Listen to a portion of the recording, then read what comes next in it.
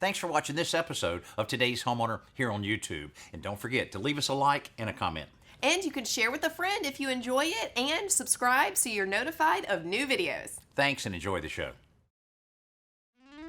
Today's Homeowner with Danny Lipford, the voice of home improvement, with projects, tips, and ideas to help you improve your home. This backyard may look a little familiar to you because we've taped a number of segments over the years right here. Segments including how to install landscape lighting and a number of our around the yard segments. The reason for that is this is my home, and after years of considerable pressure from my children, I've decided to install a swimming pool. Now I'll take you through the entire process of what I'm going through right now in having to decide the size pool, the shape of the pool, and what type and how much surface I'll have around the actual pool itself. Also, we'll look at a number of other pool options, including a vinyl liner type system. It's fairly inexpensive, and also a unique pre-made fiberglass pool that you drop in place with a crane. Now, it may sound like a complicated process to install a pool, particularly in a closed-in area like this, but we'll take you through it from start to finish in this week's show. Don't go anywhere. Hey, this used to be my irrigation system in my backyard before the rough excavation started on our swimming pool. Now, this can kind of be a tough time when you're building a pool, is when all of the landscaping and sidewalks have been removed and you're left with just mud. Well, we're very close to being ready for our pool contractor to start digging the new pool. Now, I've been on the other side of the coin in this kind of situation as a contractor, building an addition onto someone's home, and you just have to be a little patient and anticipate a bit of a mess before you can start enjoying the improvements you're making to the home. Now, one thing I'm very pleased with is this area just appears so much larger than it did before. This yard represents 15 years of landscaping projects, so there's plenty of trees, bushes, and other plants to remove. In addition, a portion of the retaining wall at the back of the yard has to come out to create access for the heavy equipment. To get anything to that point, we had to create a small road from the lower yard through the wooded area behind the house. A lot of work just to dig a hole. Like any home improvement project, some of the best time that you can spend is on planning and design. That way your project can turn out just the way you've envisioned it. Now, when I started thinking about what I wanted my pool to look like, I realized there's a lot of things to decide on. First of all, a lot of it's dictated on how much space you have available. Now, with everything wide open, a lot more space than I realized. Now, I could go with a rectangular pool just right across this area, and that'd be perfect if I wanted to swim laps. Wouldn't even have to be that deep. I also have an option maybe to go with another shape, a kidney-shaped pool that would kind of wrap around. Now, some of the other considerations may involve your local building codes and restrictions, because that may dictate how deep your pool can be or how far away from the house that you can place the pool. So make sure you check that out before you start making too many decisions. Other decisions would include how much decking or how much landscaping you may want around the perimeter of the pool. If you have a lot of landscaping, don't forget the irrigation to keep the plants nice and healthy. You may even want a sound system, so a few speakers sprinkled around might be a good idea. Now, I realized with all of these decisions that had to be made, I needed some help. So a couple months ago, I spent a lot of time with a landscape architect, Jim Crow. Jim, I know you realize the size area that I have to work with for the new pool. What are you finding that works the best with the different schemes that you've started working out here? Well, Danny, the free-form pool is working the best. It just seems to give us a better space to work with. We're contrasting the hard edges of the house a little bit better and softening the lines with this free-form pool. But it still leaves plenty of surface around it, which I wanted that for, you know, a table and chairs and that kind of thing. It does well. We have some smaller spaces, of course, and we have some larger spaces, but it all seems to work really nice to give you adequate space around your pool for functions. Now, we talked about the shade arbor, and I wasn't really sure where I wanted it, but you positioned it over here. Why'd you choose that? Well, we choose it as a focal point out of the bay window, and also we were trying to do some secondary screening back here on this fence. We wanted to take a little of that fence out of there, so we made our little, the atmosphere a little bit cozier by putting it in that area. Yeah, that should work out real well, particularly to help screen that ugly fence on the back. That's right. Now, I notice on this one, you put in something that we had talked about, the water feature that would allow water to kind of trickle into the pool. Will this work with the kidney design? Yeah, we'll just take this idea of the little pool feature and we'll just take it and add it into this corner and maybe design a little bit differently, but it'll still be a nice water feature that will be putting water into our main pool. Now I know you're going to help me out on the selection of all of these plants, and I guess that you really have to think about that it is going around the pool when you're making the selection on the plants. Well, we're looking for things that are low maintenance, things that won't get trash in the pool, and then we're looking for a variety of colors and textures that'll help bring out that pool atmosphere. Man, this is going to be great. I can't wait till we get this completed. While Jim and I are working out the final details, check out this week's Simple Solution. It's time for this week's Simple Solution from home repair expert Joe Truini. Pegboard is great for storing and displaying tools in a workshop. Joe has a way to enhance that. The one disadvantage to pegboard is not everything in the workshop can be stored on a hook. So what I've decided to do is make a simple shelf out of a 1x4. What I did is I drilled a couple of holes in the back edge of the piece to accept some straight hooks from the pegboard system itself. I just insert the hooks in the back of the board and put it right onto the pegboard. You see, you just line it up. Earlier, I had lined these holes up so I knew exactly where to drill them. Then you just slip the hooks in, and it's angled back, so you need to press down on the shelf just to straighten out the hooks. Now you've got a convenient shelf for storing glue and tape measures and things that you can't just hang on a hook. Well, that's great to use that too for things that you're going to use all the time that you can Right, just because grab. it keeps it readily available. That's why I drill holes in the front edge for screwdrivers and nut drivers on the top surface. And this way, when you're ready to need a screwdriver, just pull it right out. Well, this is an inexpensive solution to this problem, and I guess you could build that as long as you want on your workshop wall. Absolutely. This one's about 30 inches and has 2 hooks. Anything over 36 inches or so, you'd probably want to add a 3rd hook right in the middle. Well, while you were gone, a lot has changed in my backyard. My pool contractor completed the entire shell of the new pool. Now, anytime you're doing any project around your home, it's going to require setting aside time to make all the decisions so that everything turns out perfectly. Well, if you're building a swimming pool, you'll definitely want to allow a little bit of time to watch the process. It's amazing. Using the drawings that our architect Jim provided, the pool contractor, Mike Whittington, could begin mapping out the shape of the pool. These flexible form boards serve as guideposts for the beginning of excavation. This was really the exciting part when that big track hoe started scooping out the backyard because I knew the pool was beginning to take shape. Operating this big machine in these close quarters was a fairly challenging job. The more detailed sculpting of the walls and pool bottom was done by hand. Mike's crew used a plywood template to be sure that the wall to bottom transition was consistent throughout the pool. When the depth and shape was right, it was time to prepare for the concrete by laying out this grid of steel rebar and tying it all together. This will reinforce the surfaces and prevent any cracking. The specially formulated concrete arrived by truck and was transferred into a pump which pushed it through a large hose up the hill and into the backyard. The nozzle at the end of the hose added compressed air to the mix, creating a spray of concrete called shotcrete. Each area was built up slowly to the proper thickness before the finishers took over to shape the concrete into the finished form that would be our pool. The concrete that makes up the pool shell is completely dry, so I can be the first one in my family to actually get in the pool. But getting down in the pool, you can see just how really big it is and how it's laid out. Actually, this is the deepest part of it, right where the drain will be. And I'm around 6 foot tall, so the water will be just a little bit over my head at this point. You can also see some of the features like the swim up step that we have, which will be perfect to swim up and step out or just sit here and relax a little bit. There's one there, and there's also one over on this side. Later on, we'll be building a little shade arbor up in here, so it'll be a nice place to relax. Now, you may have noticed this little canal that goes off on this side of the pool. What this will be once everything's complete will be a mountain of rocks up here where water will be introduced at the top. It'll cascade down the front of the water feature right out into the pool. Now, with the pump of the water feature turned off, this will be nice and still with about 6 to 8 inches of water here. When the pump is on, it'll create kind of a ripple effect over the entire pool. Now, the next step is to smooth these walls out a little bit using a plaster that has a color integrated in it so that it'll all be a nice bluish gray on the walls as well as the bottom of the pool itself. But before that, our tile setter will have to drop by and install a layer of tile around the top part of the pool. So bring on the tile setter.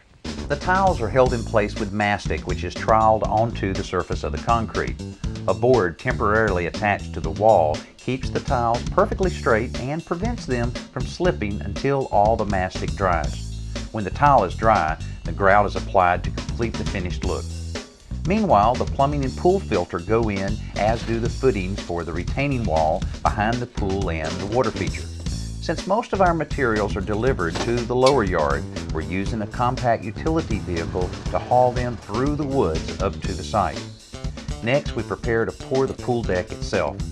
A flexible foam form wraps around the pool to contain the concrete and to give it a smooth, rounded edge. As the concrete goes in the forms, they're tapped to remove all of the air bubbles that could mar the finish. When you're pouring a pool deck, it's important to avoid any low spots so water doesn't stand on the finished surface. When the concrete is dry, we use a circular saw with a masonry blade to cut a pattern into the surface, giving this expanse of concrete a little bit of character. Now, speaking of character, check out this plaster. The bright blue color is a little scary at first, but the plaster crew assures me it will dry to a darker shade. The spiked shoes these guys wear are also a little scary, but it keeps them from damaging their work as they make their way around the pool. It's a slow process because it's all hand trowel work, but eventually the pool is ready for water. Now we can turn our attention back to the deck. After a thorough cleaning, we have an acid stain applied to the concrete which transforms the surface from plain gray to a warm, textured look. I can't believe how complicated building a pool like this has been, but we're getting close. When we come back, we'll show you the landscaping, the landscape lights, outdoor speakers, and show you how we're progressing on a very unique water feature I'm putting in. We'll also look at a couple more cost-effective options of getting a swimming pool in your yard. But first, our best new product of the week. Let's join Danny at the Home Center to check out this week's best new product. Elaborate shower heads have really been the rage over the last few years, and the shower head manufacturers have responded, and now there's hundreds of them to choose from. Now, one of the most popular type has been the larger one that, when mounted in the center of your shower above you, can give you that rainfall effect that everybody seems to love. But in the past, you've had to enlist the services of a plumber in order to plumb all of that in, but not anymore. This one from Waterpik, called the Aquascape Spa Shower, has the adjustable arm that all you have to do in order to convert your simple shower into a spa-like shower is to remove your old shower head, then use the pipe tape that's included with this shower head and wrap it around the threads. Then you attach your adjustable arm and the shower head, and you're ready for that spa experience. This also has 5 different settings: one for a pulsating rain effect, another drenching rain, a water saver that gives just a little bit of water coming out of it, then the center spray, and another one that is a pulsating massage. Now, everybody likes a lot of water pressure when you're taking a shower, and this one uses OptiFlow technology that maximizes that water pressure. Hey, what a great project for this weekend. We've drained the water level of the pool down a bit so that the crew that's building our waterfall can complete all of their work. We'll take a look at it in just a little bit. Now, one thing we have completed, all of the landscaping all the way around the pool, and it's made such a difference. Now, one thing we've tried on this that I've never used before is a recycled mulch material that's made out of rubber tires. Now, supposedly this won't float, which is very important with a bed so close to the pool, because if we get a heavy rain in here, if you have mulch that floats into the pool, never a good idea. So we'll see how that works out. Also, it doesn't decay, so I won't have to worry about putting any other mulch in it in the years to come. Now, this is a fairly complicated and expensive way of getting a swimming pool in your backyard. There are far simpler ways and less expensive options. Vinyl pools are excavated in much the same way as concrete pools, but instead of spraying on concrete, the sculpted earth is covered with a dry mix of sand and mortar, which is wet in place and then smoothed out with a trowel. The vertical walls of this style pool are constructed from another material like aluminum or treated wood, depending on the system being used, and then covered with a pad to protect the vinyl liner. The upper rim of the pool contains a channel where the vinyl liner is attached. These pools are typically about half the cost of a concrete pool, but the shapes are limited to those provided by the manufacturer. For a slightly more expensive option, there's the fiberglass pool. These pools are completely prefabricated before they arrive at a site, and the installation is usually fairly quick because they're simply lifted off the truck and set in place. This pool is a great option, but the logistics of delivery may limit the locations where it can be installed or have a big impact on the total cost. Well, on this pool, we're almost complete. We need our painter to drop by and put another coat of paint on our shade arbor. Our electrician needs to drop by and install all of our landscape lights, but the guy that has the biggest job is Jack Willard, who's putting together the puzzle that'll end up being our waterfall. Now, Jack, when you approach something like this, just how do you even get started? Well, you've really got to know what the customer is looking for, what size limitations they've got, and quite frankly, how much money they want to spend on it. Sure, yeah, I know that's a big part of it, and of course I looked through all kinds of magazines and found a picture that was close to what I wanted. I guess that's probably a good idea for homeowners to at least show you something. Gives us something to start with. Okay, all right, now you've spent yesterday putting a lot of the cinder blocks in here. What purpose does that really serve? This gives us a foundation without using up all of these stones. We could have used stones, but we would have used everything and it would have all been hidden. Right. In this case, we're using ugly old blocks that'll be covered up anyway. Okay, and a little less expensive than using Yes. the stones that can get fairly expensive because they're kind of hard to come by and they're very heavy. Anytime you have a heavy building material, it really starts getting expensive. That's right. Now, you've got a variety of different shapes and sizes here. I guess that's really necessary in order to get that natural look to the waterfall. That's right. In nature, everything's not exactly the same, and no two waterfalls are exactly the same. The stones aren't numbered, so it's going to look different than anything you've ever seen. Okay, now later on, I guess you start at the bottom and keep building it up. You've got the water line here. How will you handle that once the waterfall is complete? As far as on the top, Right, we're going to spill over a couple of different directions, and then basically we'll start channeling into different waterfalls. You'll wind up with multiple actual falls, some taller, some smaller, and that gives you different sounds as the water drops into different pools of water. I see. Okay. I guess this is just kind of a artistic endeavor. It's just work with it a little bit and keep going. Very much so. Okay. Well, you got a lot of work to do here. While Jack and his crew wrap up the water feature, let's take a look at this week's Around the Yard tip. Let's head outside for Around the Yard with lawn and garden expert Tricia Craven-Worley.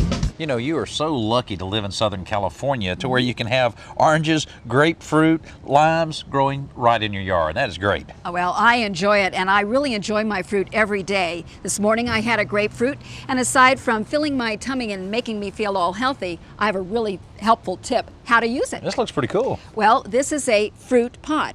Literally a fruit pot.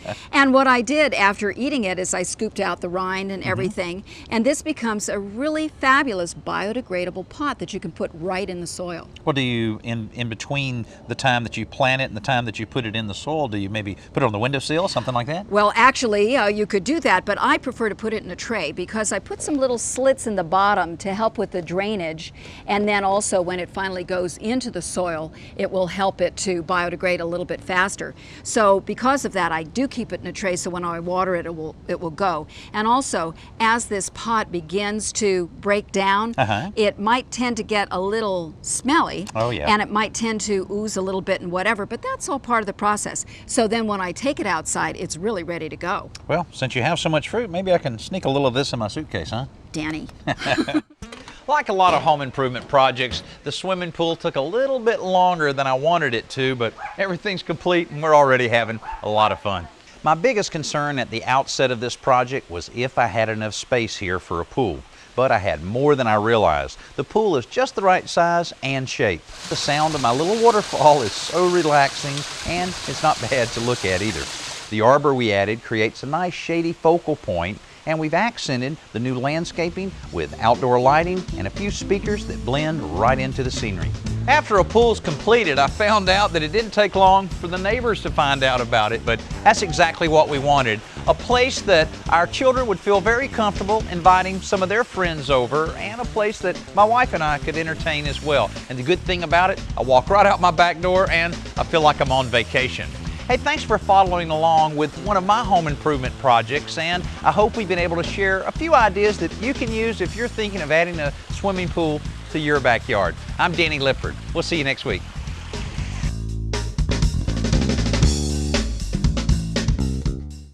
Thanks for watching this episode of Today's Homeowner. And don't forget to like, comment, and hit the bell icon so that you'll be notified of new videos. And be sure to click around and watch some more videos while you're here.